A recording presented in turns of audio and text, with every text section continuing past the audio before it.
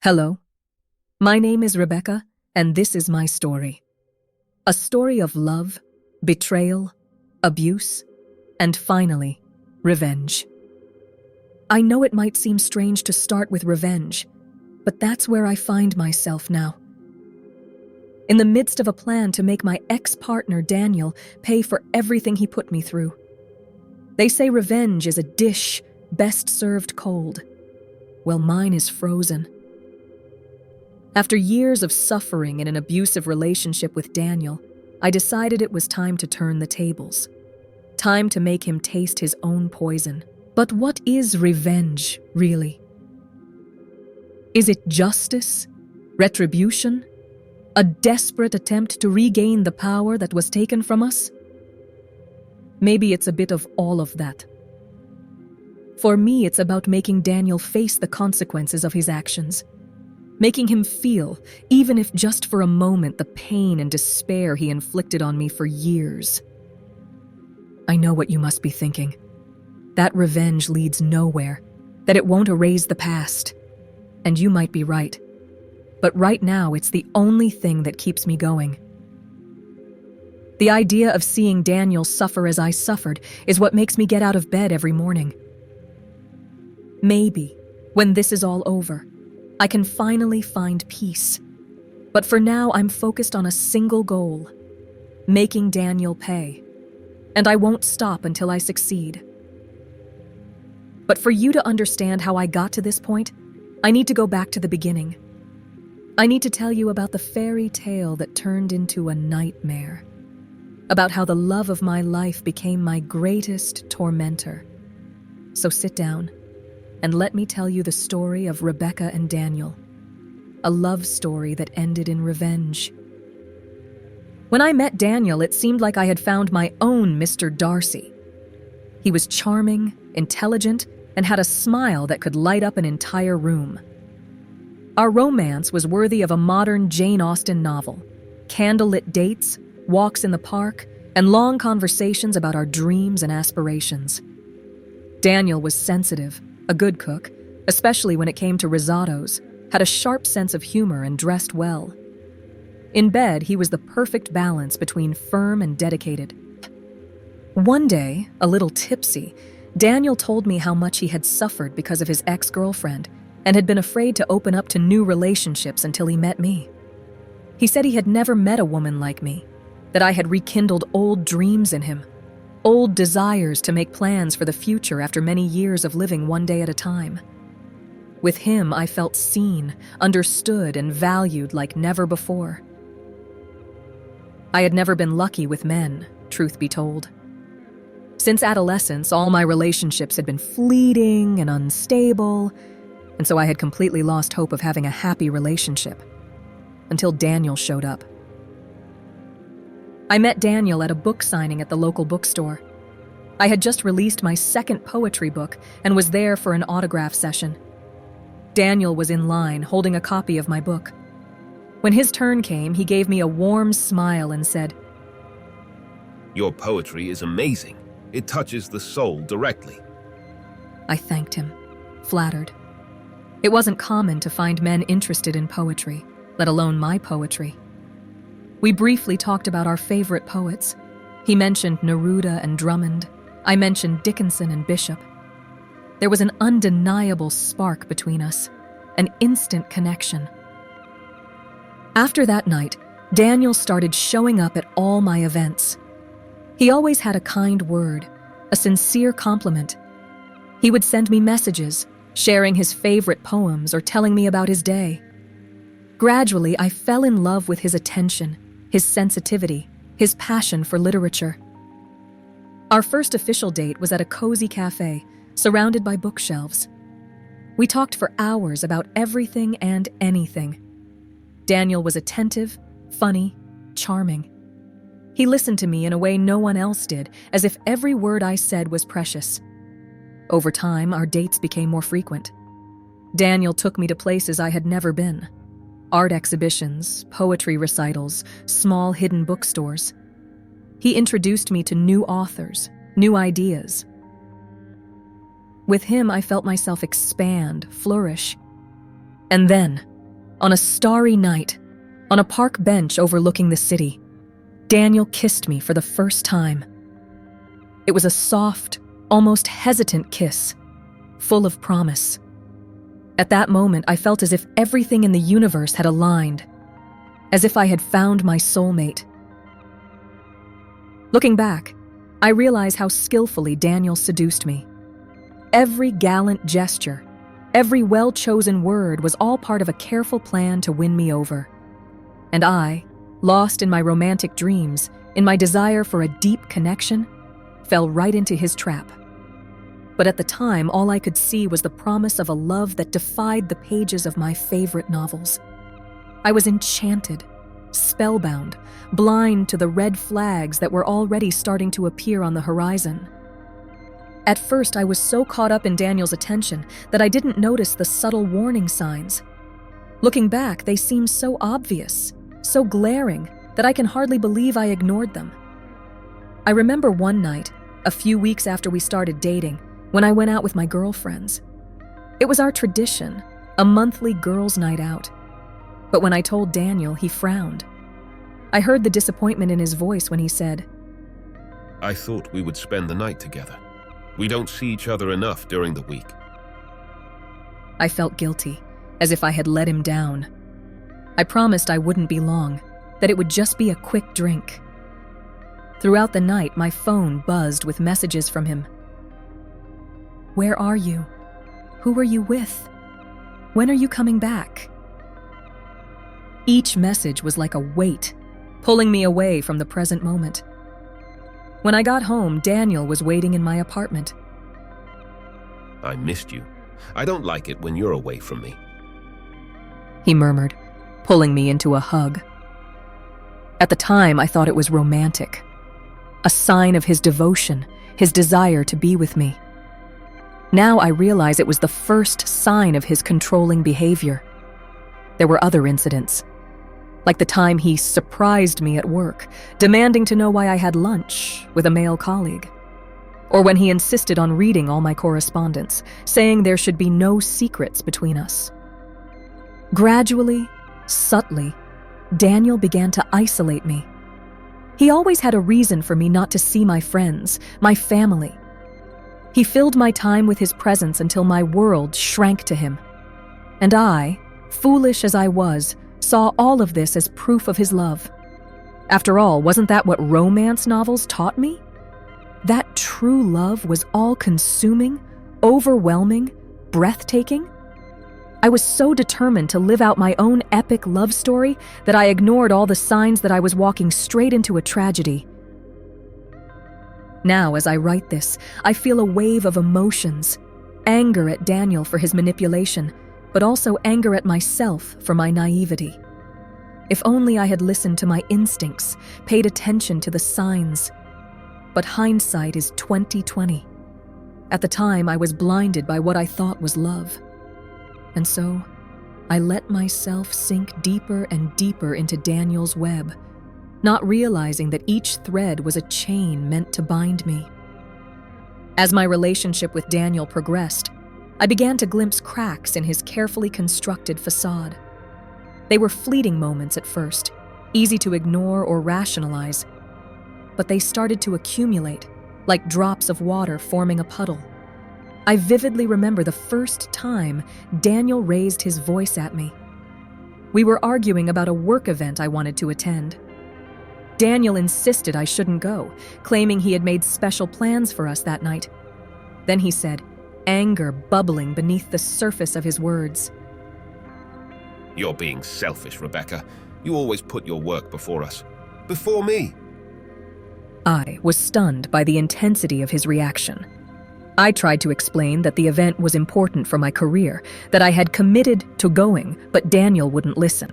He said with a cutting voice, If you loved me, you wouldn't go. If you loved me, you would stay with me. I recoiled at his words, feeling both hurt and guilty.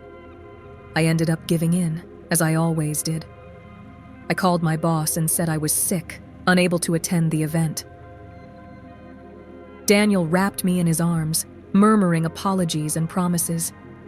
And I, foolish as I was, accepted. But that moment stayed with me, a lingering memory I couldn't shake. It was as if a curtain had been briefly pulled aside, giving me a glimpse of what lay behind Daniel's loving mask. There were other incidents like this. Moments when Daniel's anger would explode over seemingly small things. Moments when his words would cut, leaving me feeling small and unworthy. And yet, I stayed. I rationalized, made excuses. I convinced myself that it was my fault, that I had provoked him, that if I just tried harder, things would get better. Looking back, I realize how deeply Daniel's manipulation had rooted itself in my psyche. He had planted seeds of doubt and self-loathing, watering them with every criticism, every accusation. And I, unknowingly, had allowed these seeds to grow until they choked out my sense of self-worth. But at the time, I couldn't see clearly. I was caught in a cycle, always waiting for the good times, always forgiving the bad. I hadn't yet realized that the good times were just a part of the cycle, a way to keep me hooked. I clung to the belief that I could change Daniel. I saw his potential, the caring, attentive man he could be. And I believed my love could permanently transform him into that person. If I just loved more, if I was just more understanding, more patient, then surely he would change. I carried this belief like a talisman, a shield against the harsh reality of our relationship. Part of the problem was that I couldn't differentiate between intense love and possessiveness. The novels and movies I consumed often portrayed controlling behaviors as signs of devotion, of a love so powerful it couldn't be contained. When Daniel demanded to know where I was at every moment, I saw it as proof of his deep connection to me. When he isolated me from friends and family, I interpreted it as a desire to have me all to himself. I was so immersed in these narratives of true love that I couldn't see these behaviors for the red flags they were. Looking back, I realize how misguided I was. Love, true love, is not possessive or controlling. It doesn't demand that you diminish yourself, that you isolate yourself from others who care about you. True love is uplifting, encouraging, respectful. But these were lessons I had yet to learn, lessons that would come at a high cost. There was still a long way to go before I would finally find the strength to break this cycle. But each incident, each crack in Daniel's facade was bringing me closer to that moment. Each silenced doubt, each ignored twinge of discomfort was accumulating inside me, forming the seeds of my eventual liberation. I didn't know it then. I was still lost, trapped in the web Daniel had woven around me and that I had unknowingly helped construct. But the journey to find myself, to find my strength, had begun, even if I couldn't yet see the path ahead. As the months passed, Daniel's moments of anger and criticism became more frequent, more intense. His outbursts, once contained behind closed doors, began to leak into the outside world. I remember one evening when we went out to dinner with some of his work colleagues. I had spent hours getting ready, eager to make a good impression. But the moment we entered the restaurant, I could feel the shift in Daniel. His smile was too tight, his posture too rigid. Throughout the night, he made subtle, seemingly joking comments about my appearance, my conversation, my behavior. Rebecca loves being the center of attention. She just can't help herself. To the others at the table, it may have seemed harmless, just playful teasing between partners. But I could hear the sharp edge beneath his words, the thinly veiled criticism. I felt myself shrinking with each comment, my smile becoming more forced. On the drive home, Daniel's mask finally slipped. He snarled, his fingers tightening on the steering wheel, and he said, You just had to be the center of attention, didn't you? You couldn't let me shine, just this once? I tried to defend myself, to explain that I was just being friendly. But Daniel didn't want to hear it. He went on, his voice getting louder, his words more cruel. By the time we got home, I was in tears, apologizing for things I didn't even understand. Incidents like this became more common, each one chipping away at my sense of self, my belief in my own reality. Daniel had a way of twisting situations, of making me question my own perceptions. If I expressed discomfort with his behavior, he would accuse me of being too sensitive, too dramatic. Slowly, I began to lose touch with who I was. I stopped writing, convinced by Daniel that my poetry was a selfish hobby that took me away from him. I stopped seeing my friends, always worried that my behavior might trigger another outburst.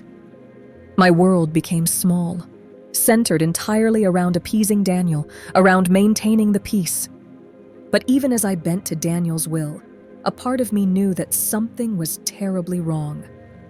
It was a persistent feeling at the back of my mind, a whisper I couldn't fully silence. And with each incident, each humiliation, that whisper grew a little louder. I wasn't ready to listen yet, to truly face the truth about my relationship.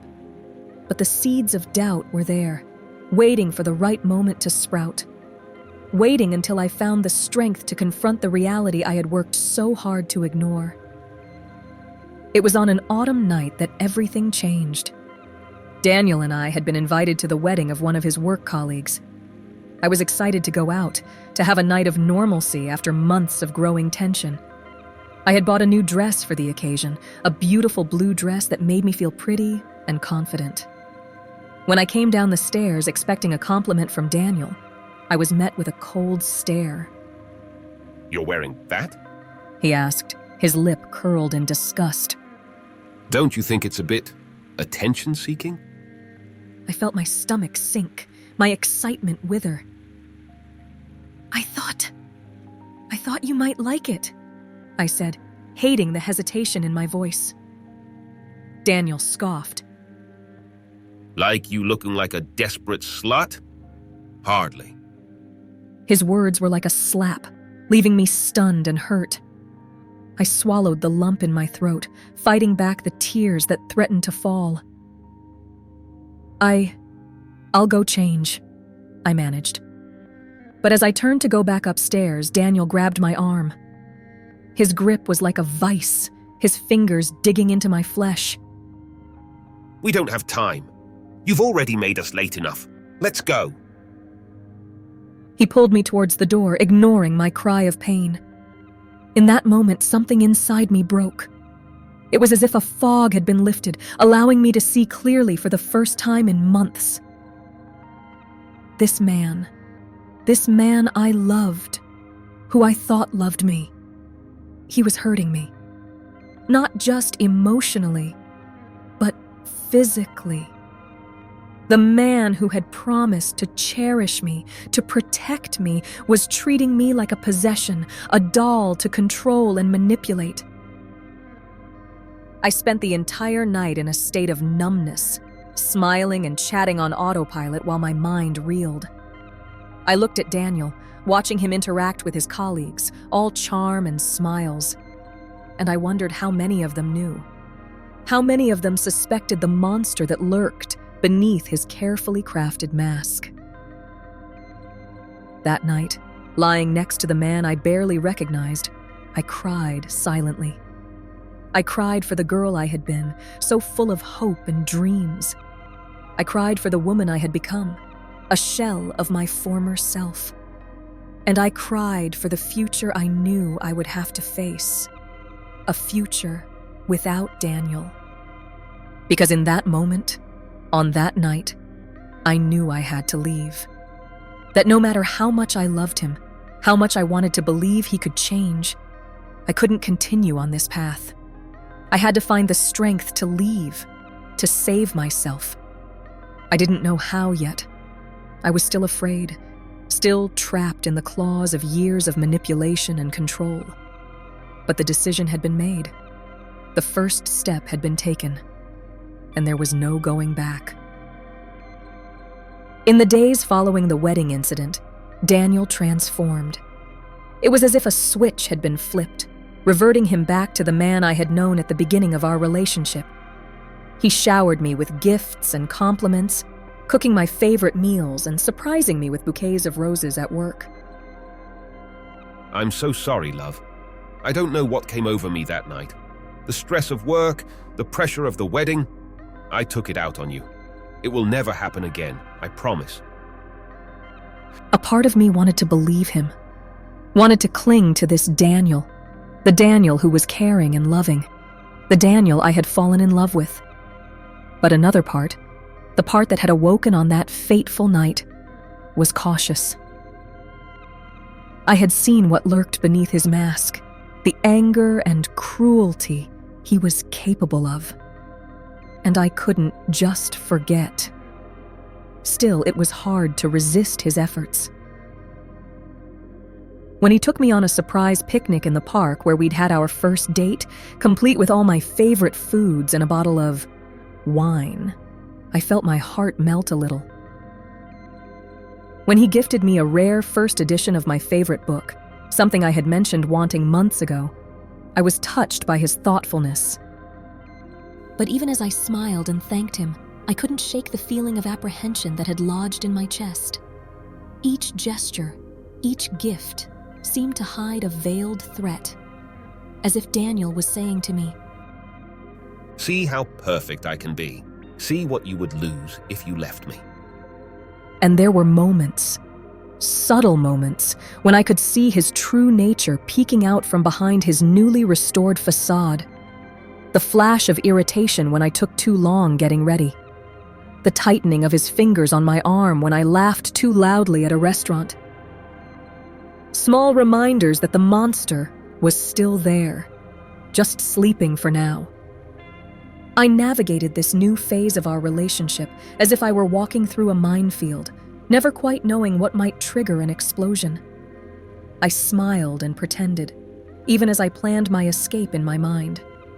Because I knew, deep down, that this couldn't last. That no matter how many roses Daniel gave me, the thorns would always be there, waiting to catch me.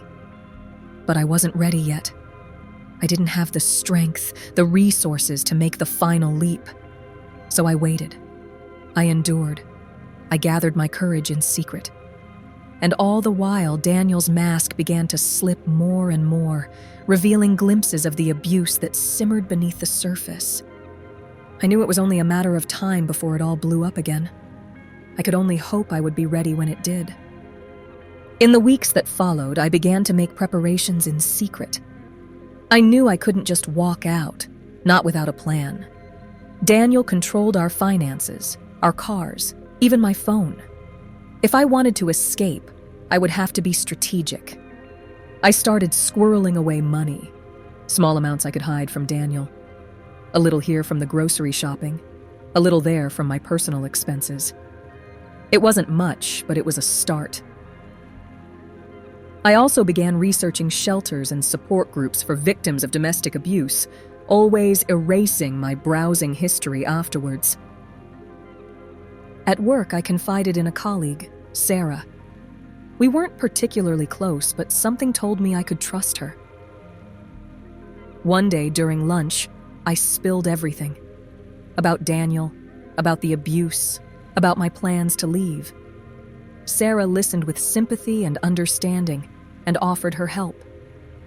Who can stay with me when you leave? For as long as you need, and if you need help getting your things, just say the word. I nearly cried with relief.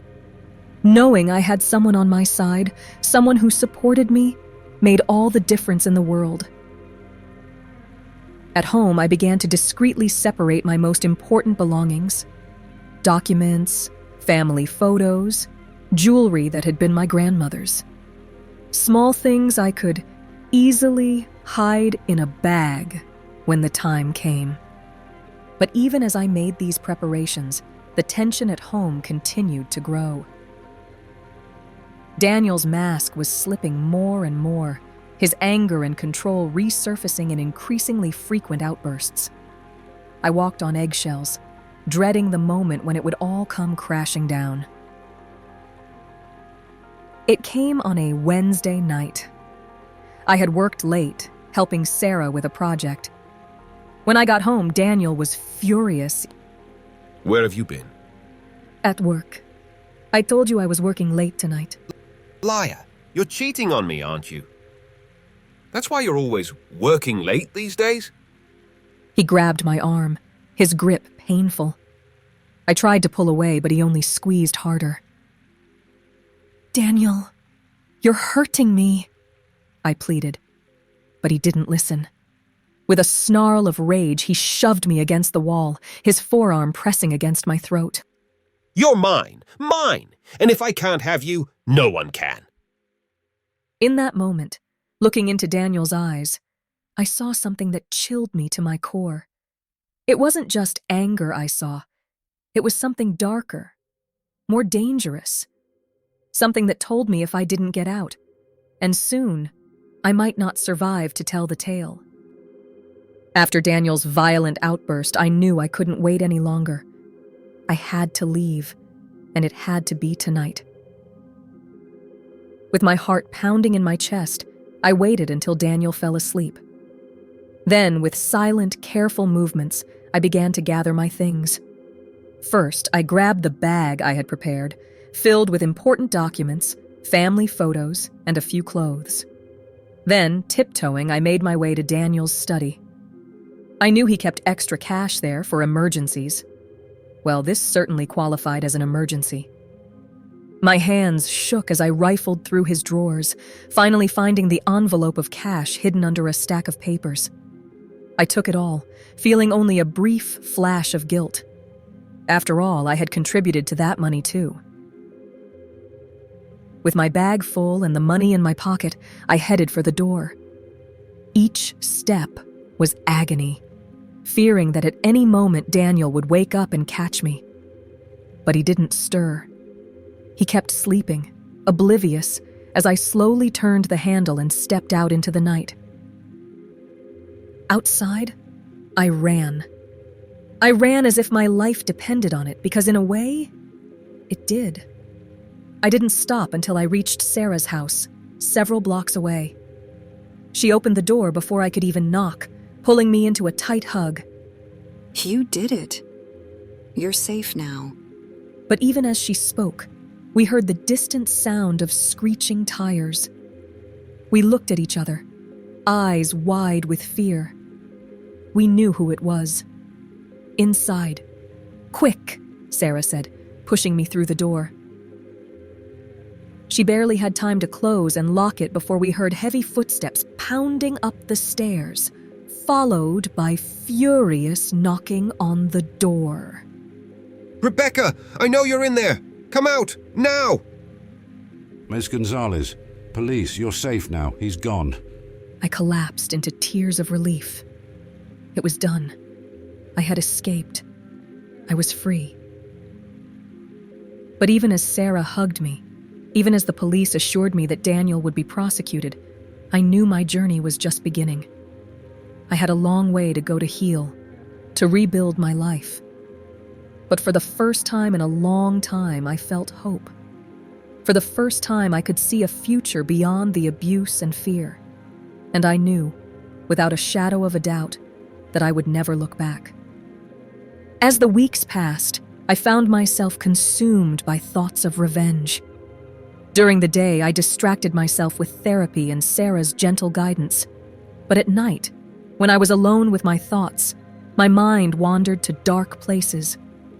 I imagined countless scenarios in which I made Daniel suffer as he had made me suffer.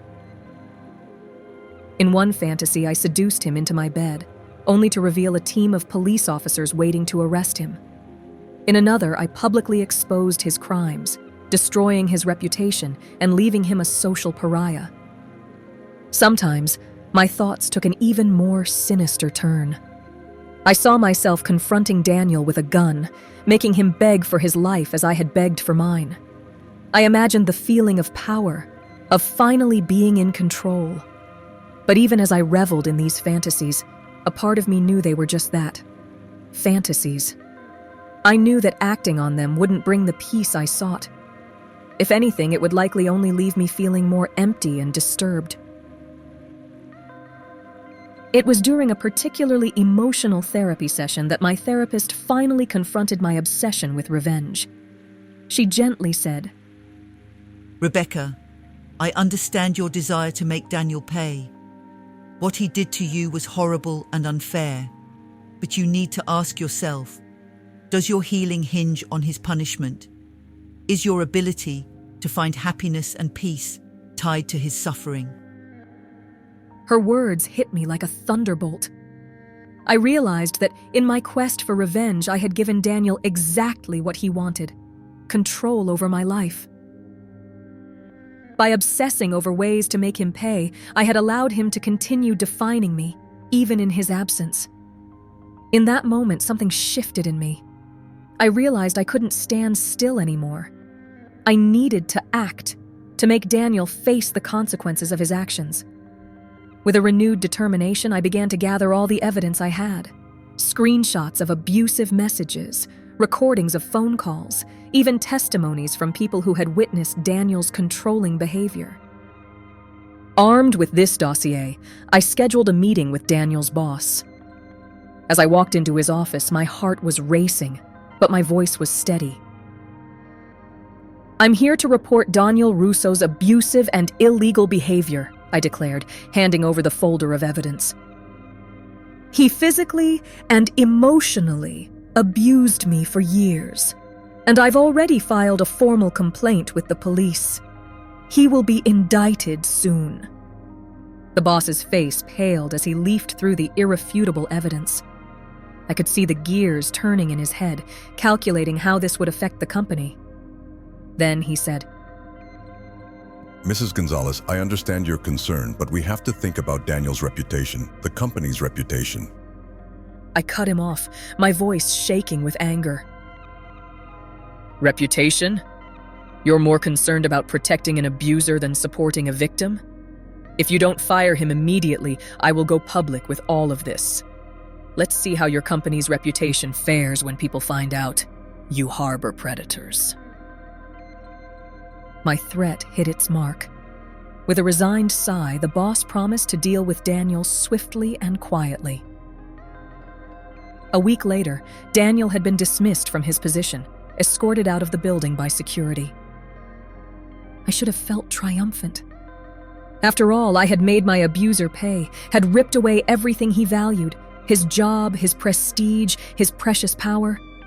But as I watched his world crumble from afar, all I felt was a suffocating emptiness. Because in the end, even with Daniel facing consequences, I was still broken.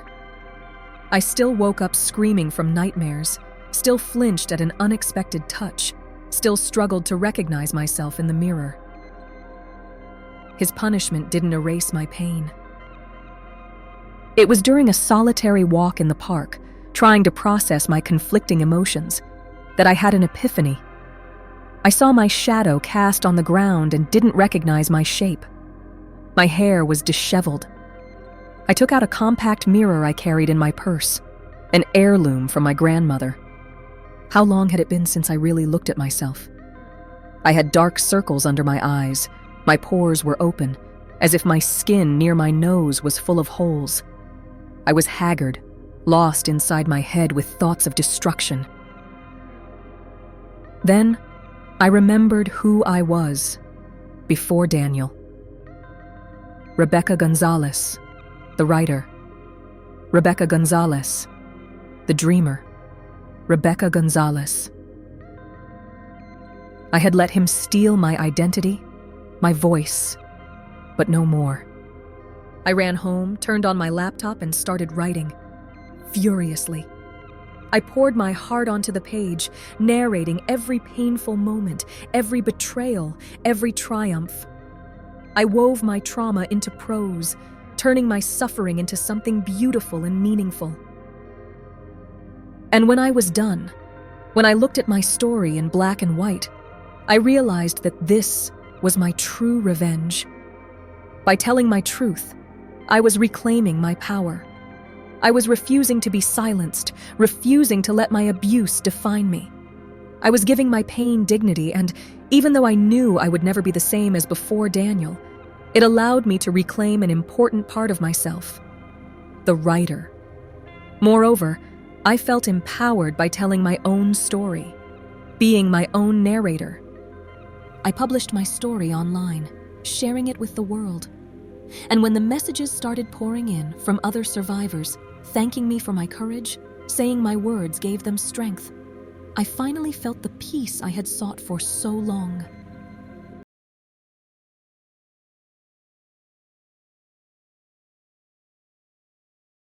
Hey there, Unraveling Ties family. Thank you so much for listening to today's story. I hope it touched your heart, made you think, or even inspired you in some way. We would love to hear your thoughts and feelings about this story. Don't be shy. Leave a comment below and share your perspective with our community. Your voice matters to us. If you enjoyed today's story and want to be a part of our journey as we unravel the complexities of human relationships, be sure to hit that subscribe button and turn on notifications. That way, you'll never miss a new story. We're always eager to explore new angles and dive into the themes that resonate with you the most. So tell us, what kind of stories would you like to see in upcoming episodes? Your input helps us create content that you'll love. And hey, if today's story reminded you of a personal experience or a tale you'd like to share, we're all ears. Feel free to share your own stories in the comments. Who knows, your story might even inspire a future Unraveling Ties episode. Once again, thank you for being a part of the Unraveling Ties family. Your support means the world to us. Don't forget to hit the subscribe button. Until next time, keep embracing the ties that bind us and never stop exploring the depths of the human heart. See you in the next video.